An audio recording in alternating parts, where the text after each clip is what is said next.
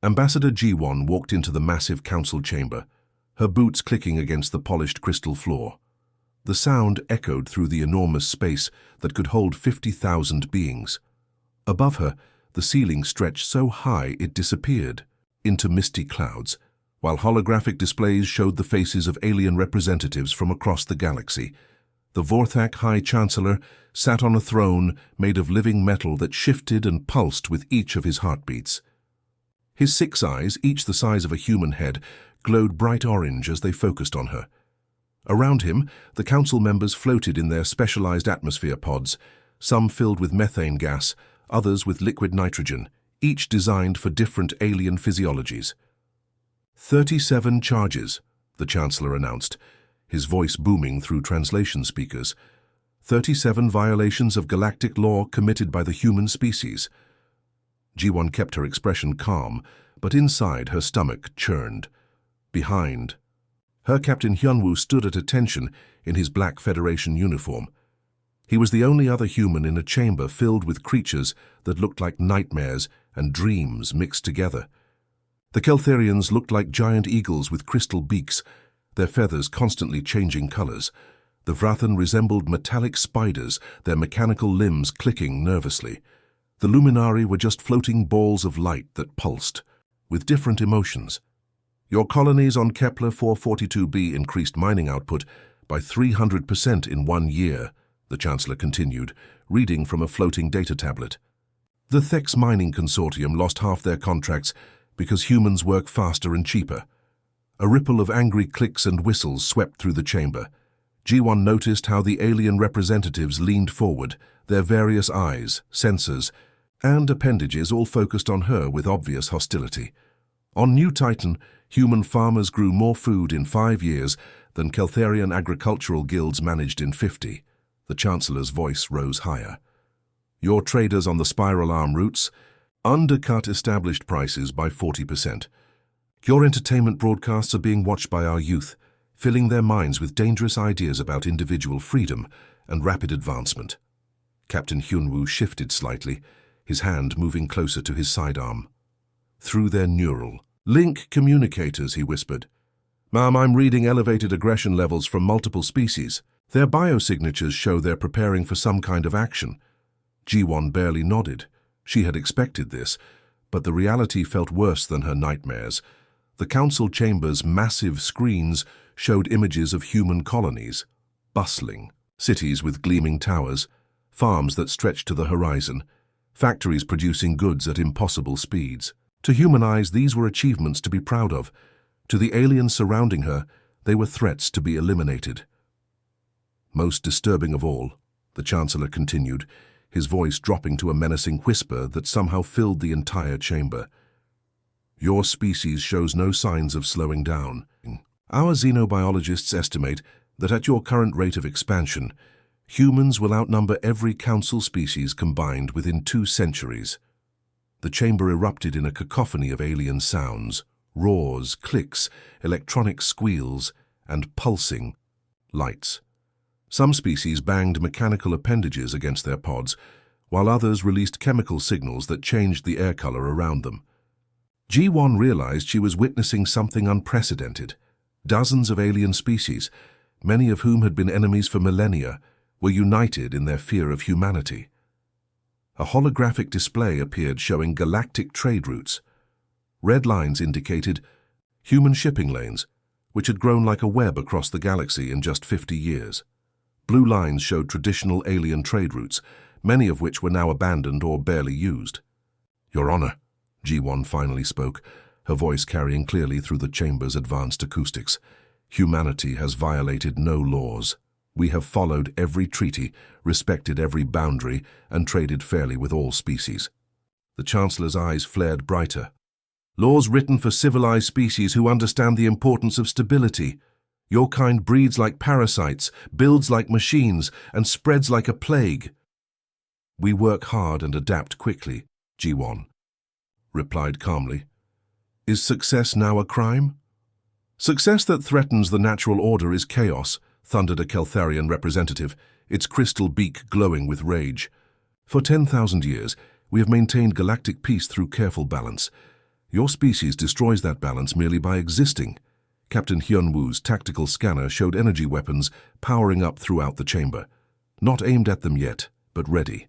He quietly activated his emergency beacon, knowing that Admiral Taemin's fleet waited just outside Council space. The Chancellor raised one massive clawed hand, and silence fell instantly. The Council has reached its decision. Humans are hereby declared a rogue species.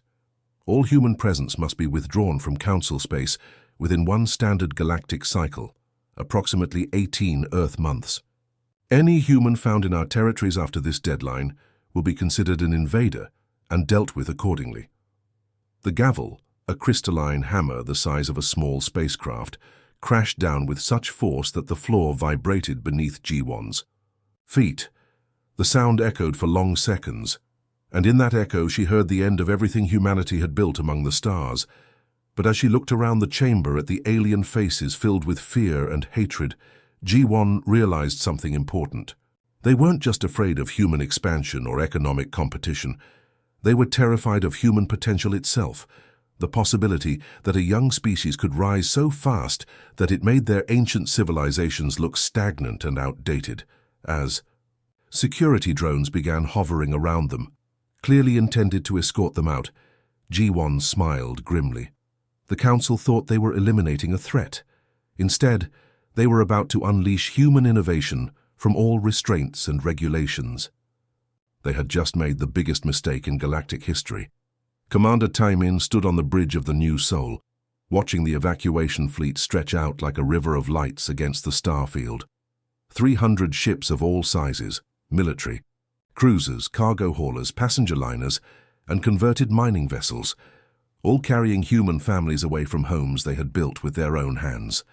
"Sir, long-range sensors are picking up Council patrol ships at the edge of the system," reported Navigation Officer Jin-woo, his young face tight with worry. "Looks like a full enforcement squadron, 12 heavy cruisers and at least 30 fighter escorts." Through the massive viewport, Taemin could see the mining colony of Kepler 442b spinning slowly below them. The planet's surface sparkled with the lights of human cities, agricultural domes, and industrial complexes that had taken 15 years to build. Floating orbital platforms harvested rare minerals from the asteroid belt, while transport shuttles moved between the surface and the dozens of space stations humans had constructed. "Commander, we're getting another transmission from colony leader Park Min-ho," announced Lieutenant So-young from her communications console. "He's not happy about our evacuation orders." The main screen flickered to life, showing the interior of the colony's command center. Min-ho looked like he hadn't slept in days, his work clothes stained with mineral dust, his eyes blazing with determination. Behind him, dozens of colonists were working frantically at control panels, clearly preparing for something. "Commander." "Taemin, I respect your orders, but my answer is still no," Min-ho said firmly. "These people came here with nothing but hope and determination. They carved cities out of solid rock, turned barren soil into fertile farmland, and built industries that employ 500,000 people. You want us to just walk away and let some scared aliens have it all?" Taemin felt the weight of command pressing down on him. He understood Min-ho's position. These colonists had invested their entire lives in building something magnificent. But he also knew what Council enforcement fleets did to planets that resisted their authority. "Min-ho, you know I sympathize, but those Council ships aren't coming to negotiate. They have orbital bombardment capabilities. If you resist, they'll turn your beautiful cities into glass craters." Min-ho's expression hardened. "Then we'll make them pay for every crater." "Commander, my engineers have been working on something special. We've managed to reverse engineer some of that alien tech we found in the old mining tunnels. Our defensive systems might surprise those Council ships." Dr. Yoonji approached Taemin's command chair, carrying a data tablet that glowed with urgent priority markers. Her usually calm face showed signs of shock and anger. "Commander, you need to see this. Immediately," she whispered, handing him the tablet. "I've been analyzing those intercepted Council communications for weeks. What I found, it changes everything." Taemin's eyes widened as he read the decoded messages. Detailed genetic analysis of human DNA, psychological profiles of human behavior, mathematical models predicting human population growth, and technological advancement. The data went back 10 years, long before any human had ever violated council law. They've been studying us like laboratory specimens, Yunji continued, her voice tight with controlled fury. The Vorthak High Command has files on human adaptability, our reproductive rates, our innovation cycles. They calculated exactly when we would become a threat to their established order. This banishment wasn't punishment for breaking laws. It was a preemptive strike to eliminate competition. Alarm klaxons suddenly filled the bridge as Sensor Officer Hyejin called out, "Commander, Council ships are moving into attack formation. They're powering up weapons and launching fighter squadrons." On the tactical display, Taemin watched as sleek Vorthak cruisers spread out in a battle line. Their hulls gleamed like black mirrors, covered with weapon ports that glowed with building energy. Swarms of fighter craft poured out of their launch bays, insectoid vessels that moved like deadly wasps through space. "Sir, we're receiving a transmission from the Council flagship," So Young reported. "They're demanding immediate evacuation of all human vessels or they'll open fire." Taemin looked at his crew, young faces filled with determination and fear, in equal measure. These weren't just sailors following orders. They were defenders of their entire species. Every person on every ship in his fleet represented humanity's future among the stars. "Open a channel to all ships in the evacuation fleet," he ordered, his voice carrying clearly throughout the bridge, "and patch in the colony below." The main screen split into multiple windows, showing ship captains, colony leaders, and thousands of human faces looking to him for guidance. In the background, he could hear children crying and parents whispering prayers in dozens of languages. "My fellow humans," Taemin began, his voice steady despite the gravity of the moment. "We've just learned that our banishment was never about justice or law. It was about fear, alien fear of human potential. They studied us, calculated our growth, and decided we needed to be eliminated before we became too strong to stop." Murmurs of anger rippled through the fleet communications. On Kepler 442b, Minho's colonists raised their fists in defiance. "We have a choice," Taemin continued. "We can run and hide in the outer darkness, grateful for whatever scraps of space they allow us. Or we can take this betrayal and turn it into something greater. We can build our own civilization, free from their ancient rules and restrictions." The council ships were closing fast now, their weapons charging to full power, but Taemin noticed something interesting on his sensors. Several non-council vessels lurking at the system's edge. Ships from species that had been marginalized or oppressed by the council's rigid hierarchy. "All ships begin emergency jump preparations," he ordered. "But we're not running away. We're relocating to build something better, something that will make the council regret the day they decided to cage human ambition." As the first council missiles launched toward the human fleet, Taemin smiled grimly. They thought they were scattering refugees. Instead, they were about to spread the seeds of revolution across the galaxy. Admiral Jiwon pressed her palm against the reinforced viewport of Harmony Station's observation deck, watching as massive construction mechs moved ship hulls that dwarfed the largest vessels humanity had ever built. The station itself stretched across 30 kilometers of space, its rotating sections creating artificial gravity for over 2 million inhabitants. What had started as a desperate refugee camp was now the beating heart of human civilization beyond Earth. "Admiral, you need to see this," Chief Engineer Dong-hyun called out, his voice crackling with excitement as he approached with a holographic projector. "The quantum drive prototype just completed its test run. Look at these numbers." The hologram showed a sleek human vessel, the Pioneer's Dream, streaking through space at impossible speeds. The readouts made Jiwon's breath catch in her throat. The ship had traveled 12 light-years in just 6 hours. The Council always told us that faster-than-light travel above quantum factor 7 would tear apart the fabric of space-time. Dong-hyun continued, his hands dancing over the controls to show detailed engine schematics. Turns out they were lying. Their regulations weren't protecting the universe. They were protecting their monopoly on rapid transportation. Through the viewport, G1 watched as construction drones assembled another quantum drive engine. These weren't the bulky, restricted models the Council had forced humanity to use. These were sleek, powerful drives based on technology humans had discovered in abandoned alien ruins, ruins the Council had forbidden anyone from exploring. "Sir, incoming priority transmission from Captain Young Su," announced communications. Officer Subin from her station near the deck center. "He's at the edge of the Serpent Nebula, with first contact protocols in effect for a new species." The main display activated, showing Captain Young Su's weathered face against the backdrop of his ship's bridge. Behind him, the nebula's swirling gases created a magnificent light show of purples and golds. "Admiral, I'm transmitting visual records of our new friends," Young Su said with barely contained excitement. "Meet the Ashanti Collective, and they have some very interesting things to say about the Council."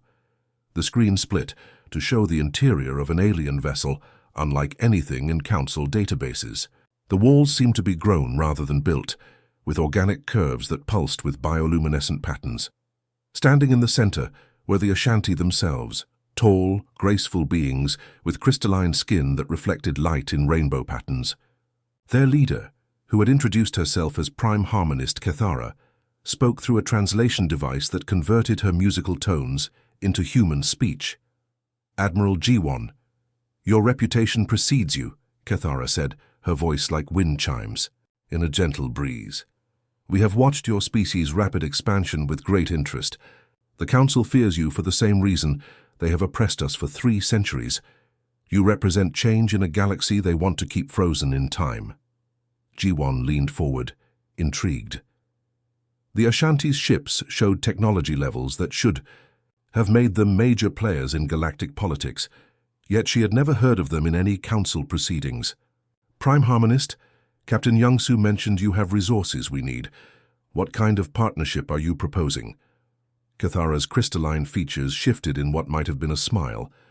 "We possess vast quantities of quantum-stable materials, elements your new drive systems require.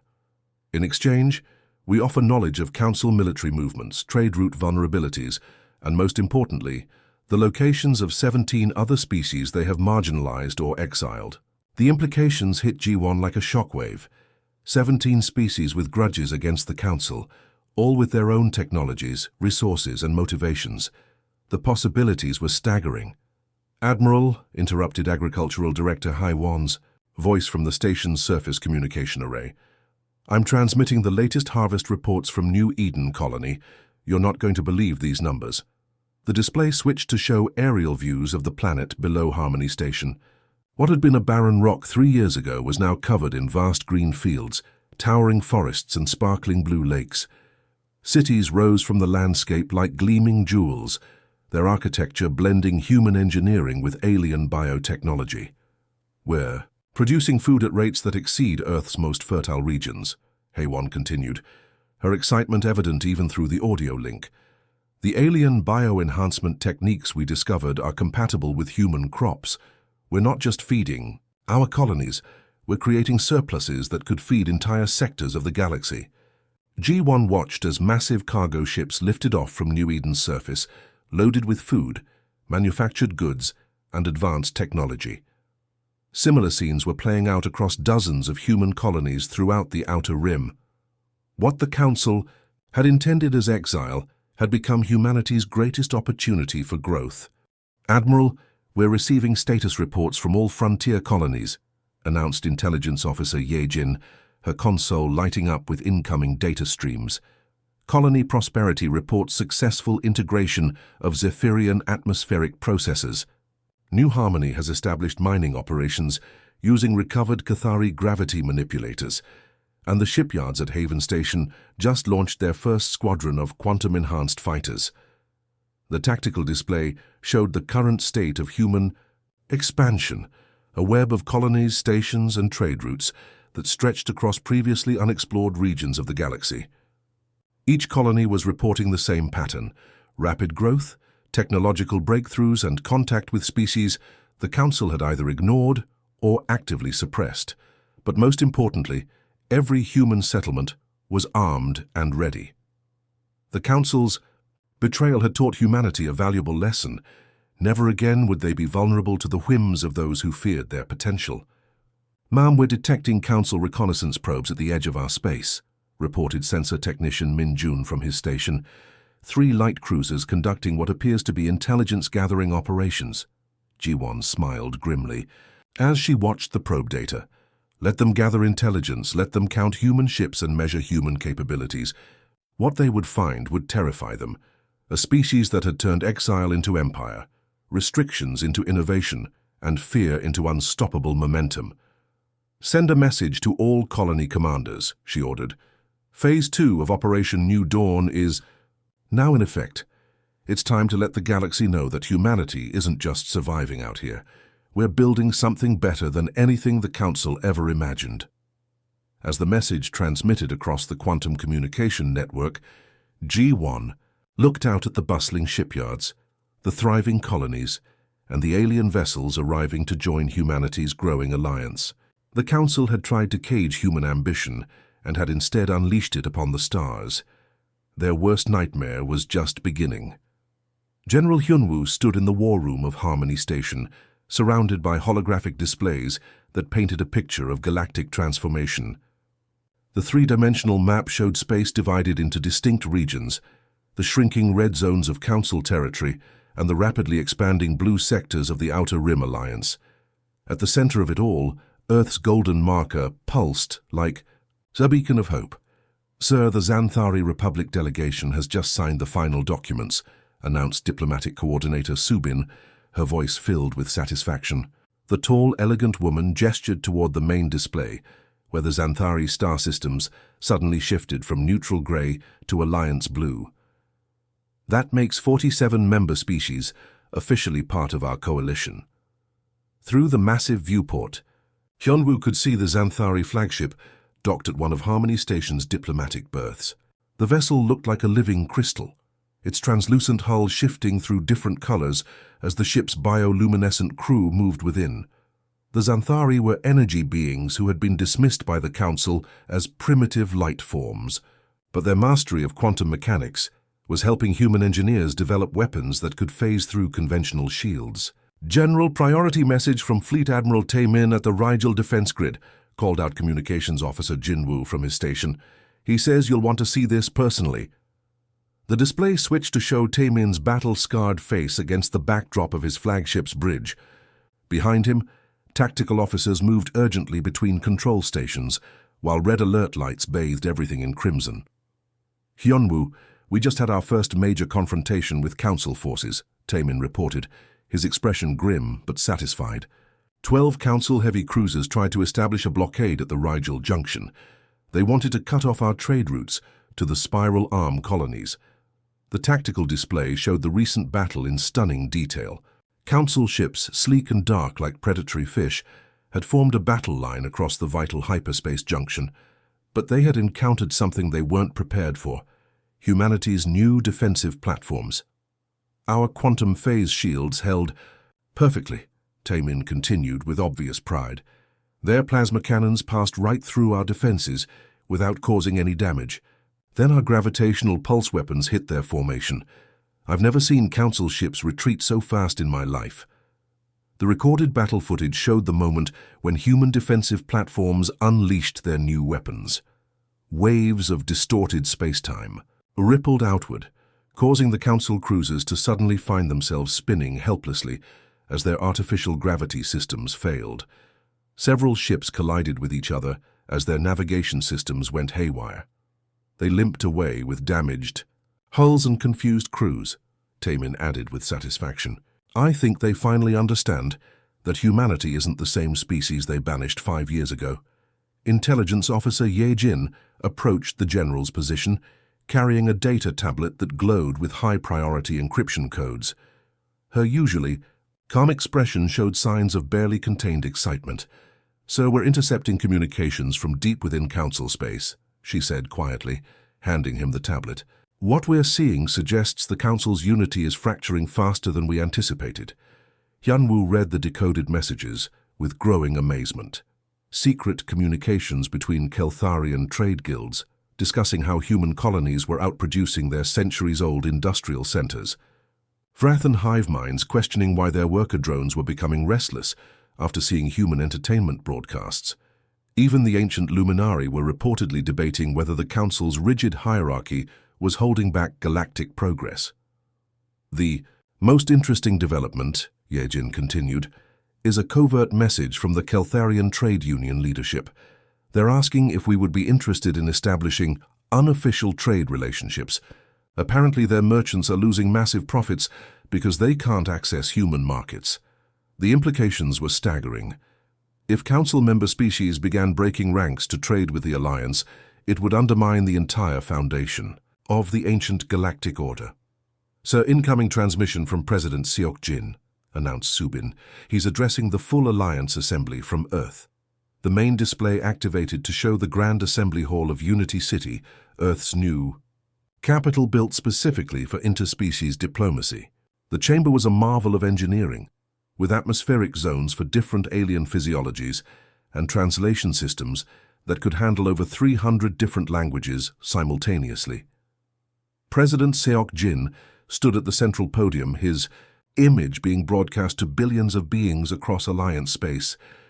Behind him, representatives from 47 different species filled the chamber, some floating in gas-filled bubbles, others connected through quantum communication links, and a few existing as pure energy patterns within specialized containment fields.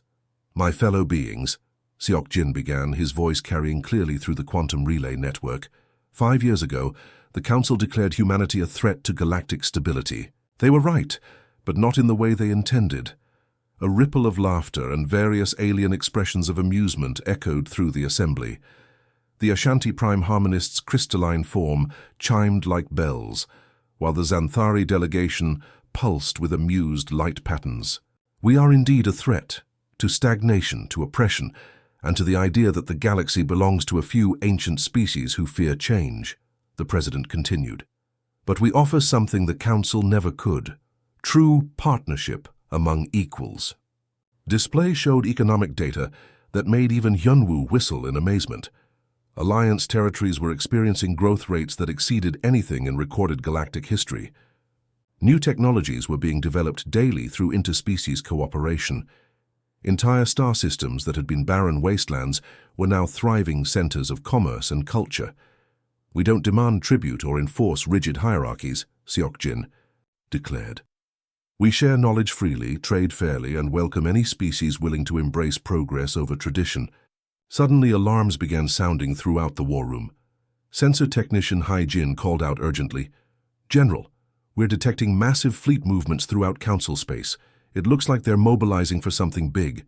The tactical display updated to show Council battle fleets converging from multiple sectors. Hundreds of ships were moving toward Alliance borders, their intentions unclear, but their capabilities undeniable. "Sir," reported Fleet Admiral Tae-min from Rigel, "my scouts are reporting that the Council has activated reserve fleets that haven't moved in decades. Whatever they're planning, it's the largest military mobilization in galactic history." Hyunwoo looked around the war room at his staff, humans and aliens working side by side, united by a common vision of galactic freedom. The Council might have superior numbers and ancient weapons, but the Alliance had something more powerful: the unstoppable momentum of species working together toward a better future. "All right, people," he said calmly. "It looks like the Council has decided to escalate this conflict. Send word to all Alliance fleets. Operation Starfall is now active. If they want a war, we'll give them one they'll never forget." As battle orders flashed across the quantum communication network, Hyunwoo realized that humanity's greatest test was about to begin. But looking at the United Alliance forces gathering to defend their hard-won freedom, he felt confident that the age of Council dominance was finally coming to an end. President Ji-won stood in the diplomatic quarters of the Federation flagship Harmony, staring at her most unexpected guest in disbelief. High Chancellor Vorthak, the towering alien who had condemned humanity to exile 5 years ago, now sat across from her looking like a shadow of his former intimidating self. His 6 eyes, once blazing with authority, now darted nervously around. The room, unable to meet her steady gaze, the Chancellor's massive form seemed to have shrunk somehow.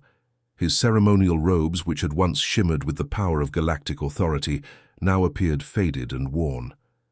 The living metal of his throne-like chair, which had accompanied him on this diplomatic mission, barely pulsed with energy, a stark contrast to the vibrant, constantly shifting surface it had displayed during humanity's trial. "President G1," the Chancellor began, his voice lacking the booming confidence she remembered, "your species has surprised us all." Through the massive viewport behind her desk, G1 could see the current state of Alliance space. Hundreds of ships moved in organized traffic patterns, sleek human vessels working alongside crystalline Ashanti bioships, angular Xanthari energy craft, and dozens of other designs from species that had joined humanity's growing coalition. The space lanes buzzed with activity that dwarfed anything the Council had ever achieved. "We conducted extensive calculations," Vorthak continued, his mandibles clicking with nervous energy. "Our greatest xenobiologists and strategic analysts predicted that isolation would force your species to focus on survival rather than expansion. We expected you to retreat to your home system and remain there, contained and manageable." Admiral Seok Jin entered the diplomatic chamber, carrying a holographic projector, his expression carefully neutral despite the historic nature of this meeting. He activated the device, and the room filled with a three-dimensional map of the galaxy. The visual was striking. Vast regions of space that had once been colored in Council red were now showing as neutral gray or Alliance blue. "Chancellor, perhaps you'd like to see what your contained and manageable humans have accomplished," Seokjin said, with barely concealed satisfaction. 37 worlds that were once Council members have formally requested to join our alliance. Another 84 systems have declared independence from Council authority entirely.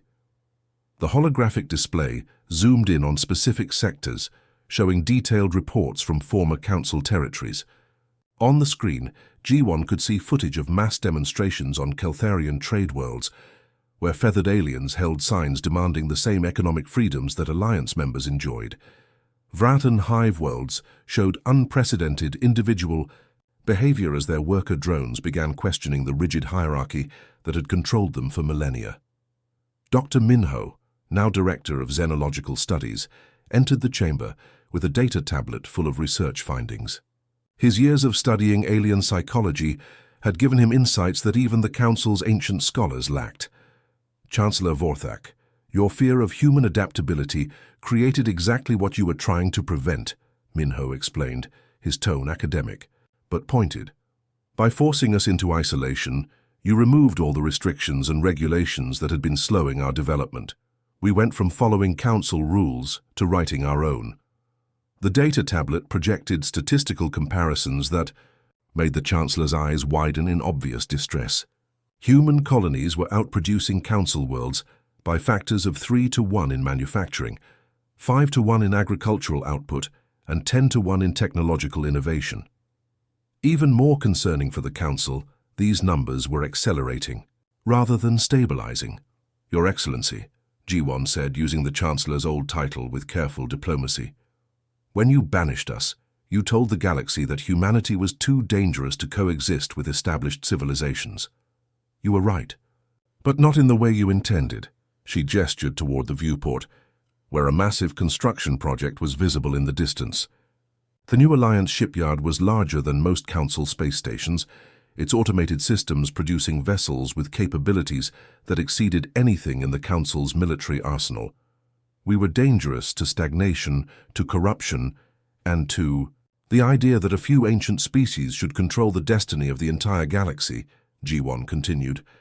"But we were never dangerous to peace or prosperity, only to those who profited from maintaining artificial scarcity and technological restrictions. The key."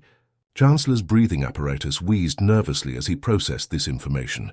His species had ruled galactic politics for over 2,000 years, and the idea that their authority could simply become irrelevant was clearly difficult to accept. We propose a treaty," Vorthak said finally, his voice barely above a whisper. "A mutual recognition agreement. Perhaps we could establish limited trade relationships, cultural exchanges. Surely there is room for both our civilizations to coexist." Intelligence Officer Ye Jin's voice crackled over the room's communication system. "Madam President, we're receiving reports from across Council space. 3 more member species have announced their intention to leave the Council and join our alliance. The Luminary Confederacy just declared neutrality and opened their borders to Alliance trade ships. G1 walked to the viewport, looking out at the thriving civilization humanity had built from the ashes of their exile. Millions of beings from hundreds of species lived and worked together in harmony, united not by fear or ancient tradition, but by shared goals and mutual respect. Chancellor, 5 years ago you offered us a choice: submit to Council authority or face exile. Today I'm offering you the same choice, she said, turning back to face the alien leader. You can evolve and join the galactic community we're building, or you can remain isolated in your shrinking territories, clinging to outdated ideas about galactic hierarchy. The Chancellor's multiple eyes finally met her gaze, and she could see the mixture of fear, respect, and grudging admiration in their depths. The being who had once dismissed humanity as primitive now understood that they had created something that surpassed even his species' greatest achievements. What would Alliance membership require? He asked hesitantly. The same thing we ask of every species, G1 replied simply. Abandon the idea that some beings are naturally superior to others. Share your knowledge freely. Treat all members as equals, and accept that the galaxy belongs to everyone, not just those who happen to achieve spaceflight first. As the Chancellor's shuttle departed Harmony several hours later, carrying the most important diplomatic message in galactic history, G1 remained at the viewport watching the endless stream of ships moving through Alliance space. Somewhere among those vessels were humans, aliens, and artificial intelligences, working together to build a future that none of them could have achieved alone. The age of human exile was indeed over. But more importantly, the age of any species ruling over others was ending as well. What had begun as humanity's punishment had become the foundation for true galactic democracy, and G1 knew that this was only the beginning of what they could accomplish together. The end.